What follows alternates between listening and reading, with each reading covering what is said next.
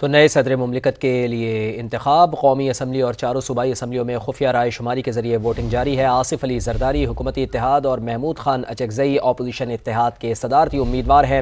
ارکان اسمبلی شام 4 بجے تک ووٹ ڈال سکیں گے۔ نواز شریف، میاں شہباز شریف، آصف علی زرداری، بلاول بھٹو زرداری، محمود خان اچکزئی، عبدالعلیم خان اور دیگر رہنماؤں نے اپنا اپنا ووٹ کاسٹ کر لیا ہے۔ تو نئے صدر مملکت کے لیے انتخابات، قومی اسمبلی اور چاروں صوبائی اسمبلیوں میں ووٹنگ جاری ہے۔ آصف علی زرداری حکومتی اتحاد، محمود خان اچکزئی اپوزیشن کے اتحاد کے امیدوار ہیں۔ اسی پر بات کرتے ہیں، ہمارے ساتھ موجود ہیں سابق سیکرٹری الیکشن کمیشن جناب قمر دلشاد صاحب۔ قمر دلشاد صاحب، بہت شکریہ آپ کے وقت کے لیے۔ یہ سلسلہ صبح 10 بجے شروع ہوا، شام 4 بجے تک یہ سلسلہ جاری رہے گا، لیکن اس کے بعد کا کیا مرحلہ ہوگا؟ میں چاہوں گا کہ ذرا ہمارے ناظرین کے ساتھ وہ شیئر کیجیے گا۔ قمر دلشاد صاحب، یہ تو ظاہر ہے کہ مسٹر آصف علی زرداری پاکستان کے نیکسٹ پریڈ پاکستان بن جائیں گے، اس میں تو کوئی شک و شبہ نہیں رہا، ان کے پاس میجارٹی ہے۔ لیکن سب سے بڑی اہم بات ہے کہ 4 بجے کے بعد جب اس کی کاؤنٹنگ ہو جائے گی تو پھر ریٹرننگ آفیسر ہیں اس وقت چیف الیکشن کمیشن پاکستان، تو وہ اس کی تمام رپورٹ تیار کر کے وہ سیکرٹری کیبنٹ ڈویژن کے سیکرٹری کو بھیجیں گے۔ اس میں آئین میں لکھا ہوا ہے، جو آئین کا جو ہمارا جو ہے شیڈول 2 جو ہے صدارتی الیکشن شیڈول 2، اس پہ لکھا ہوا ہے کہ پھر الیکشن کمشنر صاحب جو ہے ریٹرننگ آفیسر کی حیثیت سے کیبنٹ سیکرٹری کو رزلٹ بھیجیں گے۔ تو کیبنٹ سیکرٹری رات گئے تک آصف علی زرداری کو صدر مملکت کا نوٹیفکیشن جاری کر دیں گے، اور پھر کل شام کو 4 بجے اس کا حلف ہو جائے گا۔ آج رات تک یہ سارا معاملہ مکمل ہو جائے گا آئینی اور قانونی طور پر، اور یہ باقاعدہ جو صدارتی الیکشن کا شیڈول 2 ہے اس میں باقاعدہ اس کا طریقہ کار بتایا ہوا ہے۔ جب میں فیڈرل سیکرٹری تھا تو میں نے جنرل پرویز مشرف کا نوٹیفیکیشن میں نے کیا تھا، اور وہ ہم نے باقاعدہ بنا کے بھیج دیا تھا کیبنٹ سیکرٹری کو، اور کیبنٹ سیکرٹری نے اسی رات کو ان کا نوٹیفیکیشن کر دیا تھا۔ تو انہوں نے مجھے اتھارائز کر دیا تھا چیف الیکشن کمیشن نے، تو میں نے ہی لیٹر بھیجا تھا کیبنٹ سیکرٹری کو۔ تو یہ اب چونکہ موجودہ چیف الیکشن کمیشن کے پاس جو ہے وہ خود لیٹر بنا کے ایز اے ریٹرننگ آفیسر اور چیف الیکشن کمیشن کو بھجوا دیں گے۔ ٹھیک، قمر دلشاد صاحب ساتھ رہیے گا۔ منیف فاروق صاحب بھی مجھے جوائن کر چکے ہیں، بیرسٹر منیف فاروق صاحب سینئر اینکر پرسن، صحافی و تجزیہ کار ہیں۔ منیف صاحب، آپ کا بھی بہت شکریہ وقت کے لیے۔ یہ تو بات تو طے ہے کہ گو کہ یہ ابھی پروسیس تو چل رہا ہے، انتخاب ہونا ہے، جو ایک طریقہ کار ہے اس کو اڈاپٹ کیا جا رہا ہے، لیکن ظاہر ہے اس وقت حکومتی اتحاد کو اکثریت حاصل ہے، تو غالب امکان یہی ہے 99% کہ آصف علی زرداری اب ایوان صدر کے نئے مکین ہوں گے۔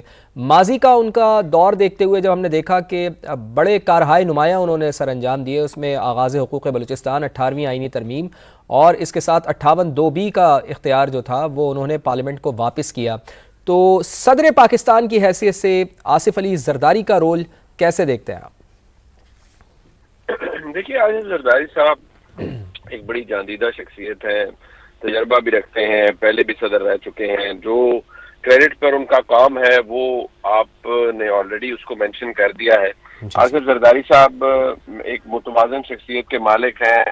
میرا نہیں خیال کہ وہ کسی طرح کی کانفرنٹیشن ہونے دیں گے، بلکہ مجھے اس بات کا اندازہ ہے کہ شاید وہ پاکستان تحریک انصاف کے اس وقت جو کچھ مسائل ہیں، شاید ان کو سیاسی دھارے کے اندر دوبارہ ایکسیپٹیبل بنانے کے لیے بھی آصف زرداری صاحب کوئی اقدامات اٹھائیں، یا کم از کم ایک ایسی فضا قائم کرنے کی کوشش کریں جس میں پیسفل کوہیبیشن ہو سکے۔ اور اس وقت اگر پاکستان تحریک انصاف کے ممبران کو یا لوگوں کو تکالیف ہیں تو شاید ان کو دور کرنے کے لیے آصف زرداری صاحب کوئی اقدامات ایسے اٹھا سکیں، اس لیے کیونکہ آصف زرداری صاحب پولیٹیکل ریکنسیلیشن کے حامی ہیں، وہ غلطیوں کو دہرانے کے قائل نہیں ہیں۔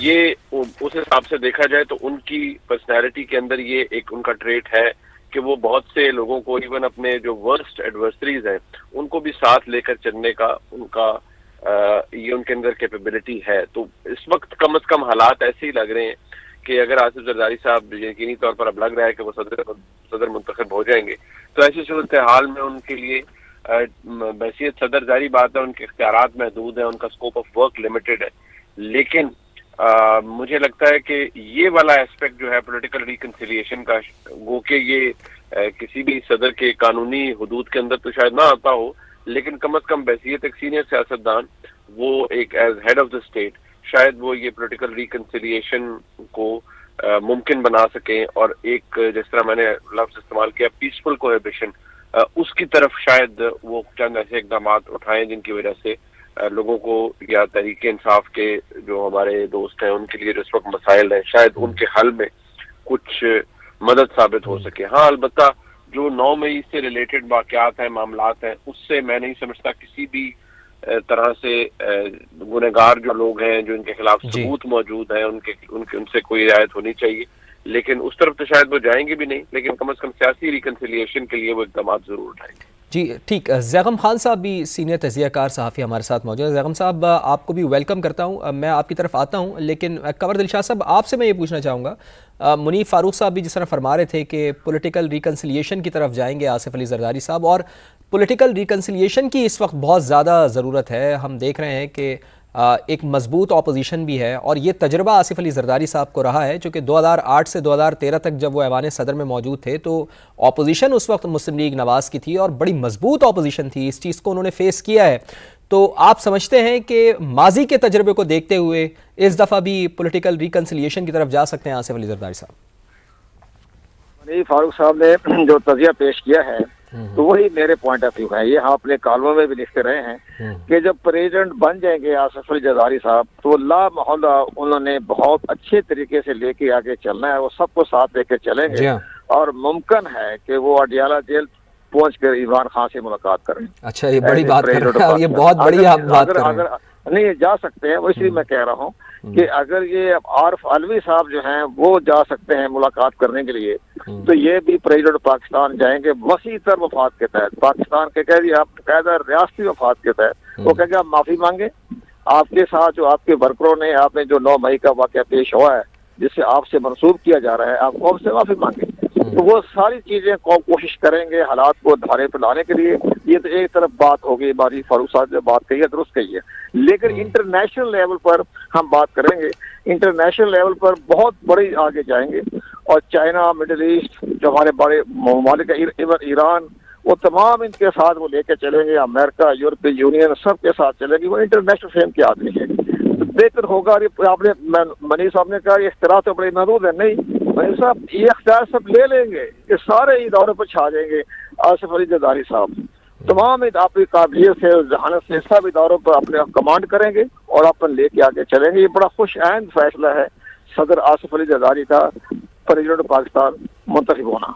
ठीक, आपने तो खैर बहुत बड़ी बात की कंवर दिलशाद साहब। ज़ैगम साहब, आप एक तो क्या कंवर दिलशाद साहब की बात से इत्तेफाक करेंगे कि पॉलिटिकल रिकन्सिलिएशन की तरफ जाएंगे, और अपोजिशन के हवाले से भी जो उन्होंने बात की है, क्या इससे आप इत्तेफाक करते हैं? दूसरा, जो कॉम्बिनेशन बन रहा है कि सदर हैं आसिफ अली ज़रदारी, वज़ीर आज़म हैं मियाँ शहबाज शरीफ, इस कॉम्बिनेशन को अगर हम इंटरनेशनली देखें तो इंटरनेशनली जो ताकतें हैं, इंटरनेशनली प्लेयर्स हैं, उनके लिए ये कितना एक्सेप्टेबल है?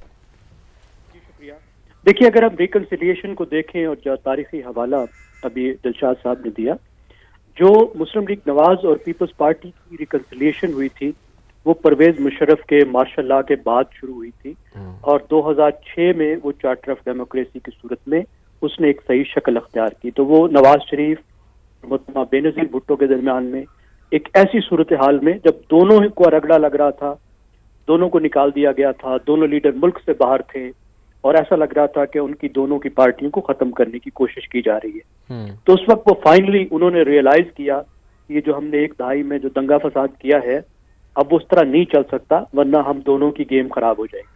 और एक बहुत बड़ा काम हुआ, चार्टर ऑफ डेमोक्रेसी की सूरत में नए रूल्स ऑफ द गेम बने, और जरदारी साहब का रोल ये है कि उन्होंने एक बड़ी हद तक उस पर अमल दरामद किया। दरमियान में बैड पैचेस जरूर आए, मिसाल के तौर पर जरदारी साहब ने जो है वो पंजाब की जो गवर्नमेंट थी वो गिरा दी, वहां पे गवर्नर राज लगा दिया था, उससे एक बैड पैच जरूर आया, दरमियान में झगड़े बढ़े, लेकिन ओवरऑल जो मूव था वो रिकन्सिलिएशन का था। अब देखिए, अगर इस वक्त हम देखें तो इस वक्त मामला थोड़ा मुख्तलिफ है कि एक तरफ पीटीआई है और दूसरी तरफ तमाम जमातें हैं।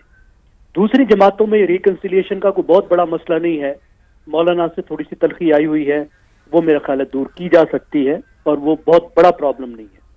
अब पीटीआई का जो मामला है वो इन जमातों के साथ है नहीं, उसका झगड़ा बन गया है इस्टेब्लिशमेंट के साथ। एक एंटी इस्टेब्लिशमेंट वो पोजीशन ले चुकी है। 9 मई का एक बहुत बड़ा घाव आ चुका है जिससे लगता है कि अभी उसको इस्टेब्लिशमेंट भूलने को, माफ करने को आगे जाने को तैयार नहीं है, क्योंकि वो समझते हैं कि एक बहुत ही बड़ा वाकया है जो पाकिस्तान की तारीख में कभी नहीं हुआ, फौज को अटैक किया गया और रियासत को अटैक किया गया, इसलिए वो उससे आगे बढ़ने को तैयार नहीं है। और साथ ही हमें ये लग रहा है कि पीटीआई का भी जो अभी तक मोड है वो मज़ाहमत का है। वो शायद किसी वक्त में किसी तरह इस्टेब्लिशमेंट के साथ तो बात करें, लेकिन दूसरी जमातों के बारे में जो उसका नैरेटिव था वो बदलता हुआ नजर नहीं आ रहा। तो इस सूरत में जो जरदारी साहब की रिकंसिलिएशन करने की स्पेस है वो बहुत ही महदूद है। जरदारी साहब से उसी वक्त ही कहा जाएगा जब इस्टेब्लिशमेंट खुद इस बात पर रजामंद होगी और कोई मूव कर चुकी होगी, कुछ बात आगे बढ़ चुकी होगी, तो उस वक्त ही इन सियासतदानों से कहा जाएगा, हुकूमत से, कि आप वो भी मूव लें। मेरा नहीं ख्याल कि इनके पास स्पेस है कि अपने तौर पर ये आगे चल सके। ये तो आपकी पहली बात थी। जो दूसरी बात है बैनुल अक़वामी जो ताल्लुकात की बात है, देखिए ये दोनों पार्टियां जो हैं ये सीजन्ड हैं, दहाइयों से हुकूमत में रहे हैं, इनके बड़े अच्छे ताल्लुकात बना भी चुके हैं। मुख्तलिफ मुल्कों के साथ दोनों पार्टियों की बहुत अच्छी गुडविल मौजूद है। मिसाल के तौर पे जो अरब ममालिक हैं हमारे लिए बहुत ही अहम है, सऊदी अरब है, वहाँ शरीफ खानदान और मुस्लिम लीग नवाज की बहुत जबरदस्त किस्म की एक गुडविल है। और जो वेस्टर्न मुल्क हैं उसमें बेनजीर भुट्टो साहिबा की वजह से पीपल्स पार्टी की एक बेहतर गुडविल और अच्छी चीज मौजूद है। और ये दोनों चीजें जो हैं ऐसी हैं जो पाकिस्तान के हक में इस्तेमाल की जा सकती हैं। फिर इनके पास ऐसे सीजन डिप्लोमेट भी मौजूद हैं और ऐसे लोग भी मौजूद हैं जो ब्रिज कर सकते हैं। तो ये तो एक पाकिस्तान के लिए बिल्कुल असेट होगा और मेरे ख्याल है दोनों इस पर आगे बढ़ेंगे। और थोड़ा सा मैं मजीद चाइना का भी अगर ऐड कर दूं, चाइना के साथ इन दोनों पार्टियों के मतलब बहुत अच्छे ताल्लुक हैं। जरदारी साहब को भी बहुत अच्छे तरीके से देखते हैं, लेकिन at the end of the day state to state relation होता है और हर रियासत अपने मफाद के लिए काम करती रहती है और हुकूमत का काम ये होता है कि वो अपने मुल्क के मफाद में, हमारे रहनुमा जो हैं वो पाकिस्तान के मफाद में इन ताल्लुकात को बेहतर से बेहतर इस्तेमाल करने की कोशिश करें।